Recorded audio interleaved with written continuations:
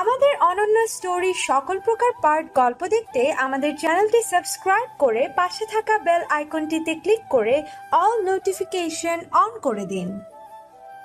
খালেককে বলেছিলিস ওনাদের পৌঁছে দিয়ে কল করতে? হ্যাঁ মা, বলেছি। তুমি চিন্তা করো না, আমি বরং রুমে যাচ্ছি, ফ্রেশ হয়ে এসে খাবো। খুব খিদে পেয়েছে, কিন্তু পেট জ্বালা করছে। হ্যাঁ বাবা, আমি এক্ষুনি খাবার দিচ্ছি টেবিলে। তুই তাড়াতাড়ি যা, ফ্রেশ হয়ে চেঞ্জ করে নিচে আয়। আদ্র। নাজমা বেগমের ডাকে জবাব দিল আদ্র। হ্যাঁ বড় মা। তুমিও যাও বাবা, ফ্রেশ হয়ে জামা কাপড় পাল্টে এসো। সেই সকালে এসেই তো আবার বের হয়ে গেলে, তোমারও তো খাওয়া হয়নি মনে হয়। আদ্র লজ্জায় মাথা নুইয়ে বলল, একটু তো পেয়েছে বড় মা। দেখেছো কাণ্ড, খাবারের কথা বলতে ছেলেটা লজ্জা পাচ্ছে। সাবাবকে নিয়ে যা, তাড়াতাড়ি চেঞ্জ করে খেতে আয়। সবাব স্মিত হেসে আদ্রের কাঁধে হাত রাখলো, যাওয়ার উদ্দেশ্যে ইশারা করে বলল, চলো ভাই, ভেজা শার্ট প্যান্টে তো ঠান্ডা লেগে যাবে। আদ্রও হালকা হাসলো স্বভাবের ন্যায়। অতপর বড় বড় ধাপ ফেলে দুজনেই রুমে চলে গেল। শাবাব ড্রয়ার খুলে টি শার্ট আর শর্ট প্যান্ট বের করে নিতেই হঠাৎ মনে পড়ল হীরের কথা। এমন ঝুম বৃষ্টি, তাতে হীর নিশ্চয়ই রুমে নেই। তার ধারণা ভুল না হলে হীর এখন ছাদে দাঁড়িয়ে বৃষ্টিতে ভিজছে। শাবাব টি শার্ট আর প্যান্ট বিছানার উপর ফেলে চলে গেল ছাদে। সিঁড়ি ভেঙে উঠতে উঠতে মনে হলো ছাদে কেউ নেই, হীর তবে একাই আছে। শাবাব উঠে গেল ছাদে। বৃষ্টির ছোট বড় ফোঁটাগুলো চারপাশটা বেশ ঝাপসা দেখা যাচ্ছে। শাবাব ঝাপসা চোখেই এগুলো সামনের দিকে। 3 কোণ খালি রেখে হীর পূর্ব পাশে দাঁড়িয়ে নেচে নেচে বৃষ্টিতে ভিজছে। শাবাব হীরকে দেখতেই বুকের ভেতরটায় শীতল হাওয়া বয়ে গেল। তার মনে হলো তার থেকে কয়েক হাত দূরে দাঁড়িয়ে বৃষ্টিতে ভিজছে কোনো এক জলপরি। কি চমৎকার তার রূপের বাহার! চোখ জুড়িয়ে আসলো শাবাবের। ধীর পায়ে এগিয়ে গেল হীরের কাছে। হীর নিজের আনন্দে ভিজে চলেছে বৃষ্টিতে। বৃষ্টি নামার মাঝেই পাটি গুটিয়ে ছুটে গেল এশা, মিলি আর সানিয়া। হীর নিজের অজান্তেই থমকে গেল ছাদের মাঝখানে। বৃষ্টির কণাগুলো তার শরীর আছড়ে পড়তেই এক অদ্ভুত অনুভূতি নেচে উঠল তার মন। পেছন থেকে ডাক এলো সানিয়ার, কিন্তু হীরের কানে সে ডাক পৌঁছল না। সে নিজেকে বিলিয়ে দিল ঝুম বৃষ্টির মাঝে। তার কিশোরী মন চঞ্চল হয়ে উঠল বৃষ্টির কণাগুলো গায়ে মেখে গা ভেজাতে। সানিয়া বুঝতে পারল হীরকে আর ডেকে কোনো কাজ হবে না, সে আসবে না। তাই তারা নিচে নেমে গেল, আর হীর পড়ে রইল ছাদে। ঘুরে ফিরে বৃষ্টিতে ভিজতে লাগলো। হীর তার ভেজা চুলগুলো পিঠ থেকে সরিয়ে কাঁধে তুলে আনতেই শাবাবের বুকের ভেতরটা কেমন করে উঠল। হীরের ভেজা জামা লেপটে আছে ভেজা পিঠে। শাবাব চোখ নামিয়ে নিল একবার, আবার কি মনে হতে চোখ তুলে তাকালো হীরের পিঠে। হীর দুহাত দুদিকে মেলে ধরেছে, মাথাটা পেছন দিকে খানিকটা নুইয়ে মুখ তুলে আছে আকাশের পানে, যার দরুন বৃষ্টির ছোট বড় কণাগুলো আছড়ে পড়তে লাগলো হীরের মুখে। শাবাব শান্ত চোখে দেখছে হীরকে, আর ক্রমশ ঘুরে তলিয়ে যাচ্ছে। শাবাব আর এক পা এগোতেই হীরের বুকের ভেতরটা মোচড় দিয়ে উঠল। পেছনে কারোর অস্তিত্ব প্রগাঢ়ভাবে উপলব্ধি হতেই সে হাত গুটিয়ে নিল। ভয়ার্থ দৃষ্টিতে পেছনে তাকাতেই কেঁপে উঠল আর এক দফা। সামনে দাঁড়িয়ে থাকা মানুষটাকে এই মুহূর্তে কিছুতেই আশা করতে পারেনি হীর। বৃষ্টির মাঝেই দমকা হাওয়া ছাড়তেই ঠান্ডায় কেঁপে উঠল হীরের শরীর। চোখ জোড়া পিটপিট করে সে শাবাবকে দেখতে লাগলো। কাপা কাপা কণ্ঠে বুলি আওড়ানোর চেষ্টা করলো, বৃষ্টি হচ্ছে। শাবাব তপ্ত শ্বাস ছেড়ে জবাব দিল, হ্যাঁ বৃষ্টি হচ্ছে। আমি একটু ভিজেই চলে যেতাম। 1 ঘন্টা যাবৎ বৃষ্টি হচ্ছে। হীরের বুকের ভিতর কেঁপে উঠল। ভিজতে ভিজতে তো আর খেয়ালই হয়নি সময় কতখানি পেরোলো। শাবাবের তীক্ষ্ণ দৃষ্টিকে এড়াতেই হীর নড়ে চড়ে উঠল। এখানে দাঁড়িয়ে থাকা তার জন্য হিতকর হবে না বলেই চলে যাওয়ার জন্য উদ্যত হলো সে। শাবাব হীরের গতিবিধি মাপছে। বৃষ্টির মাঝেও ছিঁড়িছিঁড়ি বাতাস বইছে। দুজনের দেহই কাঁপছে উষ্ণতায়। হীর ঢোক গিলল। শাবাবকে পাশ কাটিয়ে যেতে নিলেই শাবাব তার হাত ধরে ফেলে, যার দরুন মুহূর্তেই হীরের ভয় আরো 2 গুণ বেড়ে যায়। হীর নিজের হাতটা ছাড়িয়ে নেওয়ার সাহস পাচ্ছে না, তার বুক কাঁপছে। শাবাব তাকে চড় মারবে না তো? হীরের নরম হাতটা নিজের হাতের ভাঁজে চেপে রাখতেই বিদ্যুৎ খেলে গেল শাবাবের শরীরে। তার মনটা বড্ড অবাধ্য হয়ে উঠছে ক্রমশই। হীরকে খুব কাছে টেনে এনে মোহাচ্ছন্ন কণ্ঠে বলতে ইচ্ছে করছে, ভালোবাসি হীর পাখি, খুব ভালোবাসি তোমায়। শাবাব বলতে পারল না এ কথা। নিজের বোনের অজান্তেই সে হীরের হাত ধরে হ্যাচকা টান মেরে সামনে এনে দাঁড় করালো। তার চোখ বলে দিচ্ছে কতটা গভীর এই নেশা। হীর ভয় কেঁপে উঠল। হ্যাচকা টান খেয়ে নিচে পড়তে পড়তেও পড়ল না। ভয় হচ্ছে, তবে অদ্ভুত এক অনুভূতিও হচ্ছে। এই অনুভূতির নাম হীরের জানা নেই। সব সময় এই অনুভূতি উপলব্ধি করতে পারে না হীর। কেবল তখনই পারে যখন শাবাব তার আশেপাশে থাকে। এখনো সেই অদ্ভুত অনুভূতিতে তার শরীর বোধ থেকে থেকে কাঁপছে। ভয়ঙ্কর অনুভূতিতে তার অসহ্য লাগছে খুব। শাবাব আচমকাই এক অদ্ভুত কাণ্ড করে বসল। হীরের কোমরে হাত রেখে তাকে কাছে টেনে আনলো। শাবাবের এহেন আচরণের জন্য হীর কোনো কালেও প্রস্তুত ছিল না। কেমন অদ্ভুত শাবাবের চাহনি। হীরের বুকের ভিতর ধক ধক আওয়াজ করছে। হীর তাই স্পষ্ট শুনতে পাচ্ছে। এই প্রথম হীর সজ্ঞানে শাবাবের এতটা কাছে।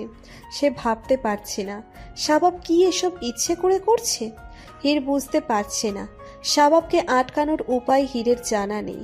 ভয়ে তার নিঃশ্বাস আটকে আসছে। শাবাবের হাতের বাঁধন শক্ত হয়ে উঠছে ধীরে ধীরে। শাবাব এক হাতেই এবার শক্ত করে হীরের কোমর জড়িয়ে ধরল, আর অন্য হাতে তুলে হীরের গালের উপর রাখল। শীতল উষ্ণতায় কাঁপছে দুজনেরই ওষ্ঠদ্বয়। হীর ঘোলাটে চোখে শাবাবের কম্পিত ওষ্ঠদ্বয়ের হদিশ চালিয়ে চোখ বুজে নিল, আর সঙ্গে সঙ্গে প্রকৃতির তেজও যেন বৃদ্ধি পেয়ে গেল। আকাশের বুক চিরে বৃষ্টির কণাগুলো দ্বিগুণ গতিতে ঝরে পড়ছে দুজনের উপর।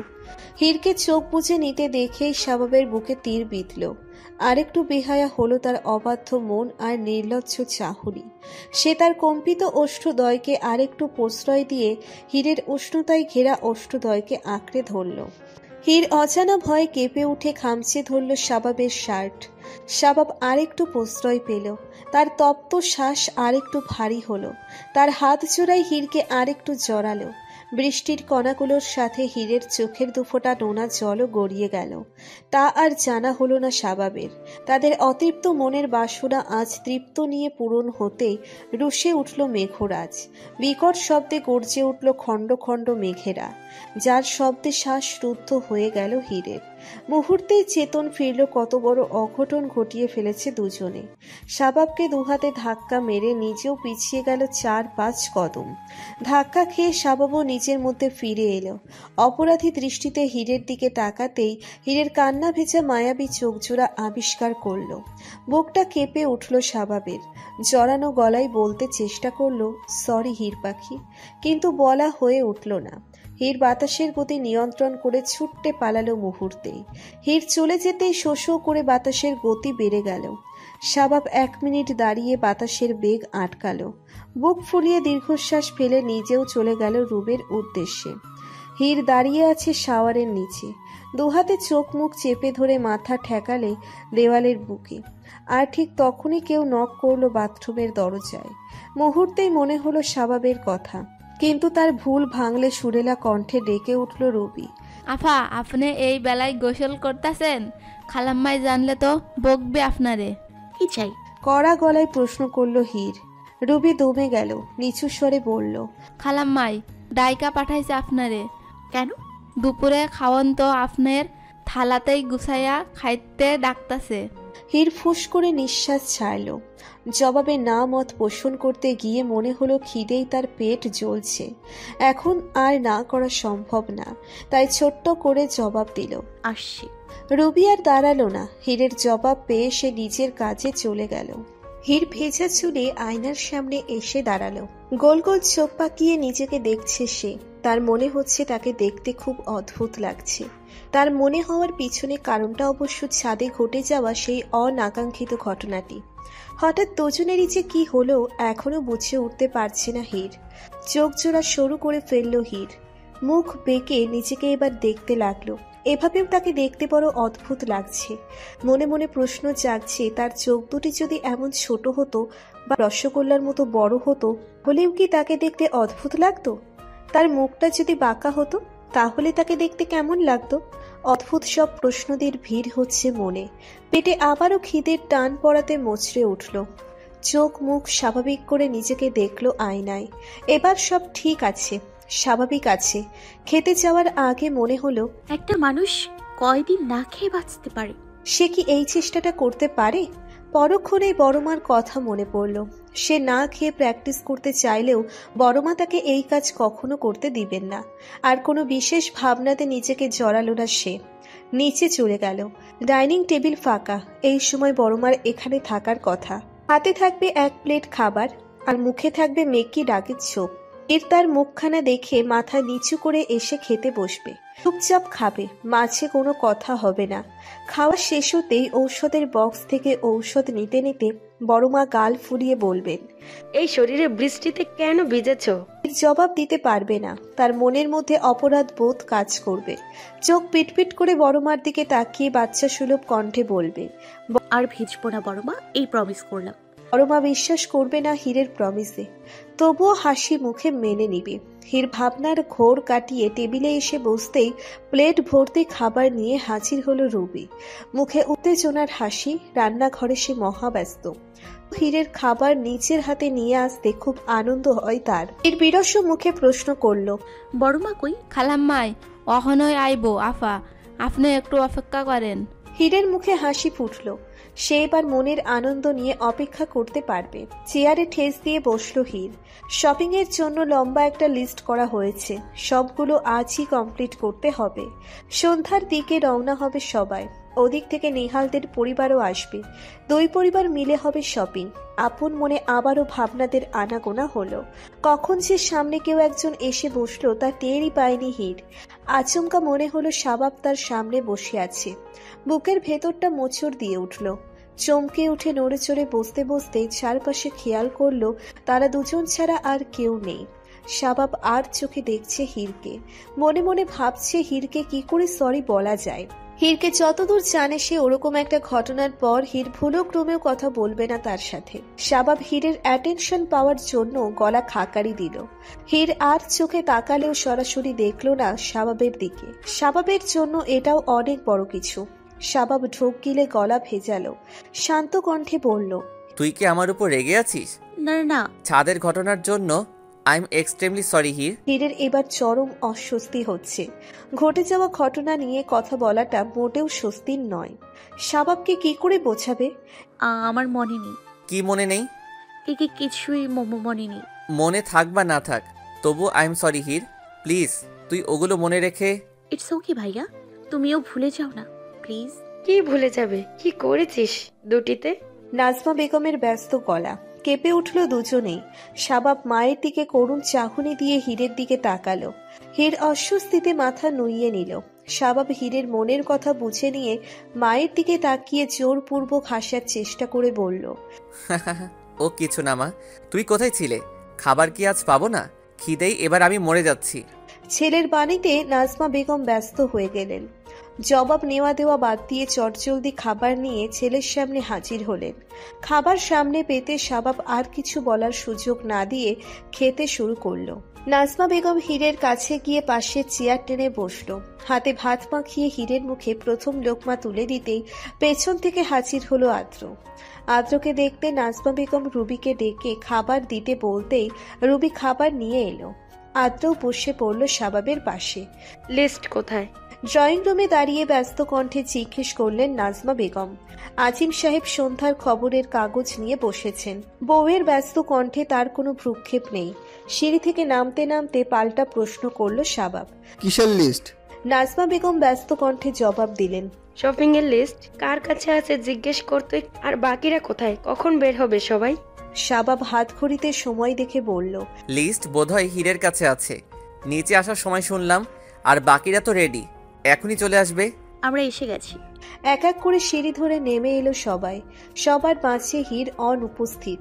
সানিয়া একবার পিছন মুড়ে হীরের সন্ধান চালিয়ে বলল, হীরটা আবার কোথায় আটকে গেল হীর? মিরি বলল, ও তো সবার আগে তৈরি হয়েছে। এশা বলল, বাকি পড়লো নাকি সাজের?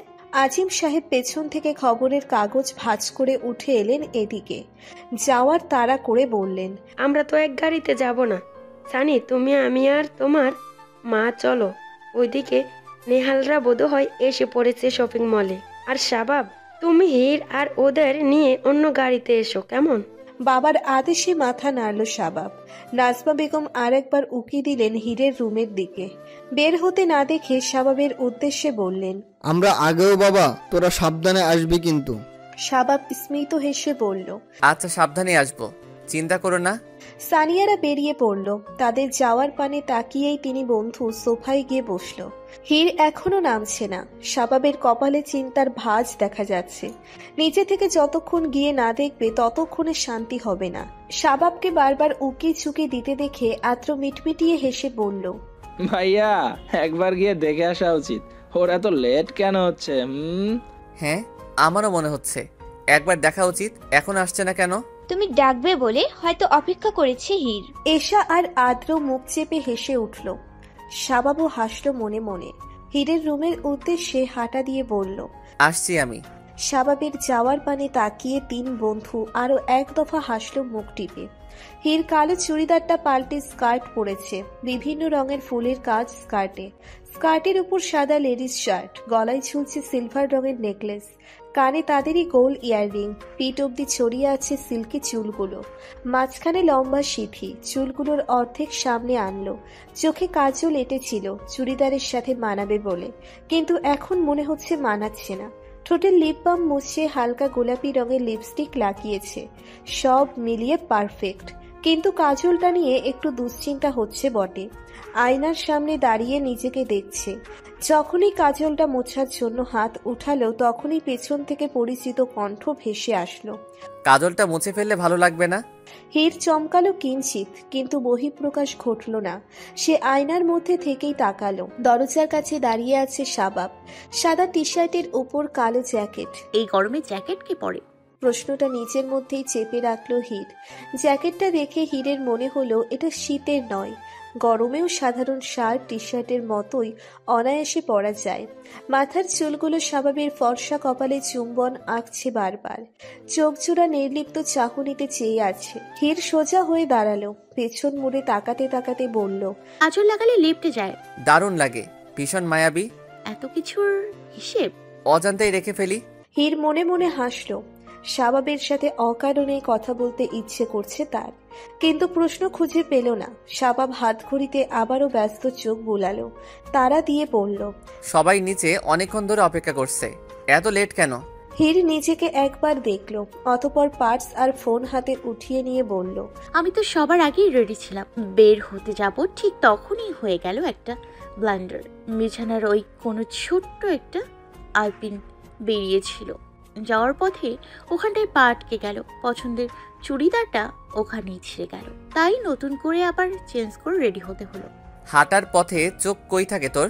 চোখ সাথেই ছিল, শপিং এর লম্বা লিস্টে ছিল, সবগুলো মেলাছিলাম। বুঝতে পারিনি এমন কিছু ঘটবে। পরের বার হাঁটার সময় দেখে হাঁটবি, নয়তো চোখ তুলে নিব। শাবাবের ছোট্ট করে হুমকিতে হীরের মুখখানা চুপসে গেল। বিরস মুখে বলল, একটু ভুলে এত বড় শাস্তি? হ্যাঁ, ভুল তো ভুলি, চল এবার। বকছো কেন? যাচ্ছি তো। সাবধানে দেখে আয়, আর লিস্ট চেক করতে হবে না। আশা করি সব ঠিকই আছে, আর যদি ঠিক না থাকে তবে গাড়িতে গিয়ে চেক করবি। এই বলে শাবাব চলে গেল। হীর তার যাওয়ার পানে তাকিয়ে মনে মনে হেসে বলে, হঠাৎ এত কেয়ার মেনে নেওয়া যাচ্ছে না তো। শাবাবের পিছনে হীর। সিঁড়ি থেকে নামতে নামতে ডাক পড়ল মিলির।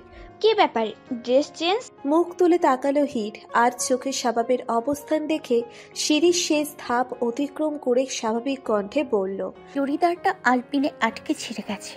বড় আফসোস হলো এশার। ইস, একটু সাবধানে হাঁটাচলা করবি না?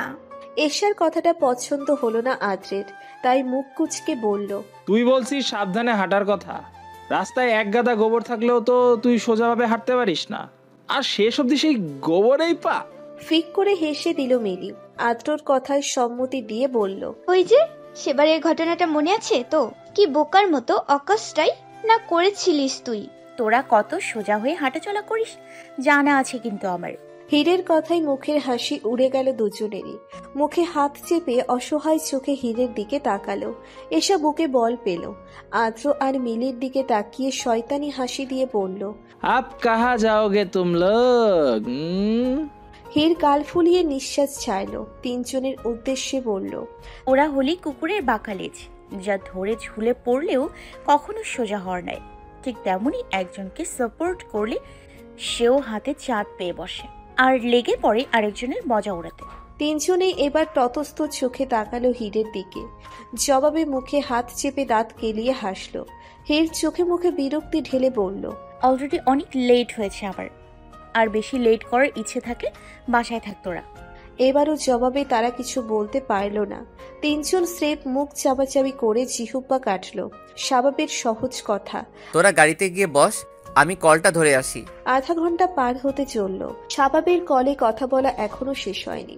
হীর বিরক্তি নিয়ে গাড়ি থেকে নেমে গেল। বাকি তিন বন্ধুর জমিয়ে আড্ডা চলছে ভেতরে। তাতে তার মন বসছে না। তার কৌতূহল স্বভাবের কলদাতার উপর। ফোনের ওপাশে কে আছে এতক্ষণ ধরেও, যার কথা বলে শেষ হচ্ছে না? আচ্ছা, কলদাতা কি সেই মেয়েটা যার কথা শাবাব সেদিন তাকে বলেছিল, যার সাথে 4 বছর প্রেম? নাম্বারটি কি তার বন্ধু সংগ্রহ করতে পেরেছে? সংগ্রহ করে তাকে দিয়েও দিল? হীরের মনে আগুন জ্বলে উঠল। বুকের ভেতর কষ্ট হতে লাগলো। মেয়েটা আবারও স্বভাবের জীবনে ফিরে এসেছে, এটা মানতে পারছে না হীর। বুক চিরে দীর্ঘশ্বাস বেরিয়ে আসলেও নিজের দুর্বলতা প্রকাশ করল না সে। চাতকিনীর মতো তীক্ষ্ণ চোখে স্বভাবকে দেখল। সে বেশ হেসে হেসে কথা বলছে, চোখে মুখে তৃপ্তির হাসি, যেন অনেকগুলো দিন বিরহে কাটিয়ে অবশেষে আজ সুখের দিশা মিলল। হীরকে পানসি মুখে দাঁড়িয়ে থাকতে দেখে দৃষ্টি সূক্ষ্ম হলো স্বভাবের। ফোনের ওপাশের ব্যক্তিকে তাড়াতাড়ি বিদায় দিয়ে কলের লাইন কাটল। বড় বড় ধাপ ফেলে এগিয়ে আসতেই হীরের প্রশ্ন তীরের মতো ছুটে এলো, আমেরিকা ওয়ালির নাম্বার পেয়ে গিয়েছো? আকস্মিক প্রশ্নে স্বভাব ভরকালো কিঞ্চিত, ভাবুক কণ্ঠে বলল। হীর অবাক হওয়ার চেষ্টা করে বলল, মানে কি? স্বভাব কি বুঝলো বোঝা গেল না। হীরকে তাড়া দিয়ে বলল, এখনো এখানে দাঁড়িয়ে আছিস কেন? সেই কখন বললাম গাড়িতে বসতে, জানিস কত লেট হয়ে গিয়েছে? হীর অবাক দৃষ্টি মেলে তাকালো, কপাল কুঞ্চিত করে বলল, কত লেট হয়েছে জানতেই ঘড়ি দেখে বের হয়েছিল। কথাটা বলে স্বভাবের জবাবের অপেক্ষা করল না সে। হুট করে ঢুকে গেল গাড়িতে। স্বভাব হীরের ঝাঁঝালো কণ্ঠে কিছুক্ষণ তবদা খেয়ে তাকিয়ে রইল। এখানে রাগ বা অভিমান কেন আসলো তার কারণ উদ্ঘাটন আর করতে পারল না। আদ্রের ডাকে ঘোর কাটিয়ে উঠে বসলো গাড়িতে। গাড়ি চালাতে চালাতে কয়েকবার আর চোখে দেখার চেষ্টা করছিল হীরকে, কিন্তু হীর নিজেকে আড়াল করে এমনভাবে বসলো যে স্বভাব তার দিকে ঘুরে বসে গাড়ি চালালেও তাকে দেখা কষ্টসাধ্য ব্যাপার হয়ে দাঁড়াবে। গাড়ি এসে থামলো শপিং মলের সামনে। পেছন থেকে গাড়ি দরজা খুলে বের হলো আদ্র, এশা আর মিলি। হীর বসে আছে স্বভাবের পাশের সিটে। শপিং মলের হদিশ মিলতেই সেও ঝটপট করে নামার প্রস্তুতি নিল, কিন্তু ব্যর্থ হলো। গাড়ির দরজায় হাত রাখতেই স্বভাব গাড়ি ঘুরিয়ে নিল। হীর চমকে উঠল, ভরকানো চোখে সামনের অবস্থান দেখল। স্বভাব তাকে মানতে না দিয়ে গাড়ি নিয়ে পার্কিংয়ে গেল। সবাই তো নেমে গেছে, তাহলে তাকে কেন নামতে দেওয়া হলো না? তবে কি স্বভাব আমেরিকা ওয়ার্ডের চিন্তায় ভুলে গেছে তার পাশে হীর বসেছিল? হীরের রাগে শরীর কাঁপতে আরম্ভ করলো। ভেতরে চাপা কষ্ট হতে লাগলো। গাড়ি চলতে থাকা অবস্থাতেই ইচ্ছে হলো গাড়ি থেকে নেমে পড়তে, কিন্তু তাকে ততদূর কষ্ট করতে হলো না। তার ভাবনার ব্যাঘাত ঘটিয়ে পাশ থেকে স্বভাবের সরল কণ্ঠ ভেসে আসলো, কি নিয়ে এত ভাবা হচ্ছে? হীর বিরস্ব মুখে তাকালো, শুকনো হাসি দিয়ে বলল, আমার বয়ফ্রেন্ডকে নিয়ে ভাবছি। হোয়াট? জি। স্বভাবকে আর কিছু বলার সুযোগ দিল না হীর। গাড়ি থেকে নেমে মলের দিকে হাঁটা ধরল সে। স্বভাবের মনে আগুন লেগে গেল। হীরের বয়ফ্রেন্ড? এটা কি করে সম্ভব? আর কে তার বয়ফ্রেন্ড? দেখতে হচ্ছে তো। তাকে এক গুলিতে না মারতে পারলে তো স্বভাব শান্তি পাবে না। স্বভাব গাড়ি পার্কিং করে বের হতে হতে ততক্ষণে হীর শপিং মলের ভেতরে চলে গিয়েছে। স্বভাব গাড়ির চাবিটা পকেটে রাখতে রাখতে হাত ঘড়িতে নজর বোলালো। ঠিক তখনই কেউ আচমকা সামনে এসে দাঁড়ালো তার। স্বভাব না চাইতেও দাঁড়িয়ে পড়ল। তার বুকের ভেতরটা কিছু অনাকাঙ্ক্ষিত দুর্ঘটনার বার্তা দিয়ে কেঁপে উঠল। সানিয়ার পায়ে পায়ে ঘুরছে নেহাল। সানিয়া যেখানে যাচ্ছে নেহালও সেখানেই যাচ্ছে। শপিং মলে সবাই সানিয়া আর নেহালের অবস্থা দেখে মজা পাচ্ছে বেশ। কেউ কেউ ভাবছে এদের মধ্যে ভালোবাসাটা বিরল, আবার কেউ কেউ ভাবছে এরা একজন আরেকজনের প্রতি ওভার পজিটিভ। শাবাব দূরে দাঁড়িয়ে সানিয়া নেহালকে দেখে বেশ কিছুক্ষণ মজা উড়িয়ে এবার বেশ সিরিয়াস হয়ে হীরকে খুঁজতে লাগলো। হীর এখানে নেই।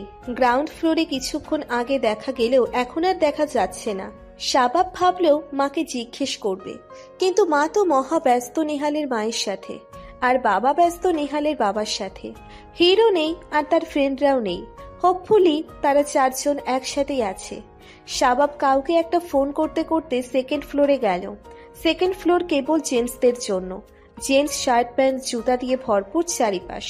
এখানে হীরের না থাকার সম্ভাবনাই বেশি। তাই নিরাশ মনে থার্ড ফ্লোরে চলে গেল Shabab. Third floor only for ladies. গাল ফুলিয়ে নিঃশ্বাস ছাড়ল শাবাব আর গেল ফোর্থ ফ্লোরে। এখানে সব খাওয়া দাওয়ার আয়োজন। শাবাব চারপাশে তীক্ষ্ণ নজরে তাকাতে লাগলো। হীরের জন্য এই মুহূর্তে ভীষণ দুশ্চিন্তা হচ্ছে তার, কোনো বিপদ যেন না হয়। এখানেও হীরকে চোখে পড়ল না শাবাবের। চারটা মানুষ গায়েব হয়ে গিয়েছে। আদ্র, এশা, মিলি কেউ নেই। শাবাব আবারও ফোন বের করলো। তাড়াহুড়ো করে মাহুদির নাম্বারে ডায়াল করলো। একবার রিং হতেই ওপাশ থেকে স্যার বলে সম্বোধন করলো মাহুদি। শাবাব ভীত কণ্ঠে বলে উঠল, বাইরের সবকিছু ঠিকঠাক আছে তো? Yes sir. আচ্ছা, একটা কথা বলতো, হীর বা হীরের কোনো ফ্রেন্ড, আই মিন আদ্র, এশা, মিলি, ওদের কাউকে বেরোতে দেখা গিয়েছে একা বা একসাথে?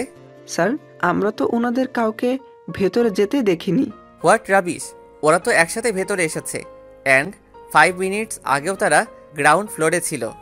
শাবাবের রাগে মাহুদি মাথা নত করে নিল। নিচু স্বরে বলল, স্যার, তখন আমি আর কিরণ এসে পৌঁছাতে পারিনি এখানে। আমরা দুজন মাত্রই এলাম, অ্যান্ড আপনিও কল দিলেন। মাহুদির কথায় শাবাবের রাগটা আরো চড়াও হলো। ভয়ঙ্কর রেগে বলে উঠল, ইডিয়েট, কাজের সময় তোমাদের লেট কি করে হয় আমি বুঝতে পারি না। Sorry sir. Just shut up, ইভানকে ফোন দাও। মাহুদি ভয়ে ঢোক গিলল। ইভানকে ফোন তুলে দিতেই শাবাব ইভানকেও একই প্রশ্ন করল। ইভান শাবাবকে আশ্বস্ত করে বলল, নো স্যার, হীর বা তার ফ্রেন্ডদের কাউকেই বের হতে দেখা যায়নি। শাবাব কপালে হাত ঠেকালো। কোথায় গেল হীর? আর কোথায় গেল বাকিরা? 8 তলা ভবনের শপিং মল, 5 তলা অব্দি শপিং মল, আর বাকি 3 তলা হলো ফ্ল্যাট। সেখানে কয়েকটা পরিবার নিয়ে গড়ে উঠেছে ছোট্ট একটা দুনিয়া। ভদ্রলোকের বাসায় অনুমতি ব্যতীত প্রবেশ করা অনুচিত। তার উপর ভেতরে ঢুকে তল্লাশি করা তারা কিছুতেই অ্যালাউ করবে না। তাই ইচ্ছে থাকলেও হীর আর তার বন্ধুদের খুঁজতে বাসাগুলোতে তল্লাশি করতে পারল না শাবাব। কিরণ, ইভান, আফিক, মাহুদি কেউ কোনো যুক্তিসঙ্গত কারণ খুঁজে বের করতে পারল না যেটা দেখিয়ে বাসাগুলোতে ঢোকা যায়।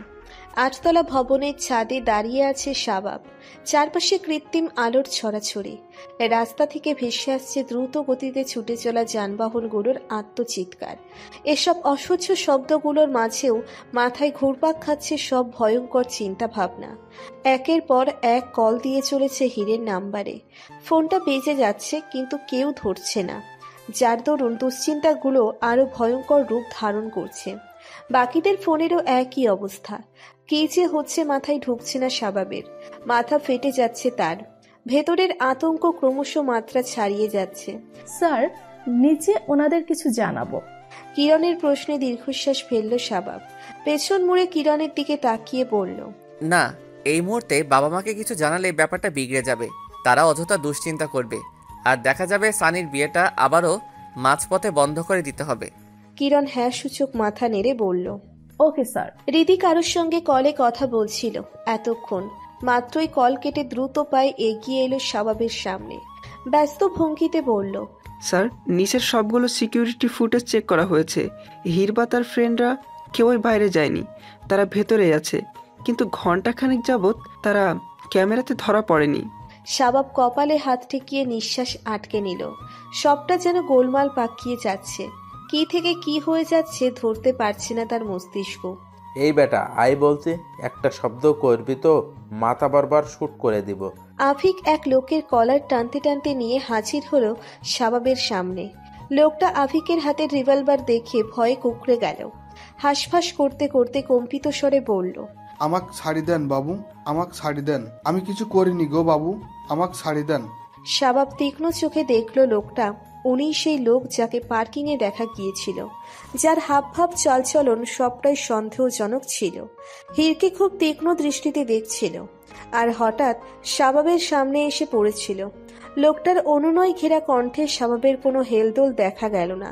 সে লোকটার দিকে এগিয়ে আসতেই যেন লোকটার মরণ বাচন দশা হলো। ভয়ের দরুন মুখের রং নীল হয়ে উঠল। শাবাবকে এতটা ভয় পাওয়ার কারণ শাবাব নিজেও যেন ধরতে পারছে না। শাবাবের মস্তিষ্ক জানান দিচ্ছে এই ব্যক্তি কারোর দলের হয়ে কাজ করে, আর শাবাবকে সে খুব ভালো করেই চেনে। আফিক লোকটাকে শাবাবের সামনে এগিয়ে দিয়ে বলল, স্যার, এই লোকটার চলাফেরা আমার প্রথম থেকে খুব সন্দেহজনক লাগছিল। সে প্রথম থেকেই ওর উপর আমার নজর ছিল, আর হীর নিখোঁজ হওয়ার পর থেকে এই লোক বেশ কিছুক্ষণ গায়েব ছিল। শাবাবের কপাল কুঞ্চিত হলো। তার শক্ত হাত আরো শক্ত হলো লোকটাকে মারবে বলে। শাবাব নিজের ক্রোধ সংযত করতে না পেরে লোকটার কান আর গলার মাঝখান বরাবর এক ঘুষি মারতেই লোকটা ছিটকে পড়ল কয়েক হাত দূরে। তীব্র যন্ত্রণায় চেঁচিয়ে উঠল লোকটা। শাবাবের দয়া হলো না। সে আবারও তেড়ে গেল লোকটার সম্মুখে। লোকটা নিচে পড়ে থাকা অবস্থাতেই শাবাব চড়ে বসল তার উপর। তার কলার চেপে শাবাব হিংস্র চোখে তাকিয়ে ক্রোধান্বিত কণ্ঠে বলে উঠল, কোথায় আছে হীর আর তার বন্ধুরা? কে ওদের কিডন্যাপ করিয়েছে বল? লোকটা হাউমাউ করে কেঁদে উঠল। চিত হয়ে থেকেই শাবাবের পা ধরার বৃথা চেষ্টা চালালো। চেষ্টা বিফল হতেই কান্না ভেজা কণ্ঠে বলল, আমি কিছু জানি না বাবু, বিশ্বাস করেন বাবু, আমি কিছুই জানি না। ভালোই ভালোই বল বলছি, অন্যথা এর ফল খুব একটা সুমিষ্ট হবে না। শাবাব লোকটার মাথায় রিভলভার ঠেকাতেই লোকটার প্রাণ উড়ে গেল। ভয়ে তরুণ সে না পারছে কাঁদতে আর না পারছে কথা বলতে। কি হলো বল? শাবাব চেঁচিয়ে উঠল বিকট আওয়াজে। লোকটা কেঁপে উঠে আবারও কেঁদে উঠল। শাবাব অধৈর্য হয়ে উঠল লোকটার কান্নায়। লোকটার কলার ছেড়ে এবার লোকটার গাল চেপে ধরে মুখ হাঁ করিয়ে ধরল সে। মুখ হাঁ হতেই তৎক্ষণাৎ শাবাব আরও এক ভয়ঙ্কর কাজ করে বসল। লোড করা রিভলভারটা লোকটার মুখে পুরে দিয়ে বলল,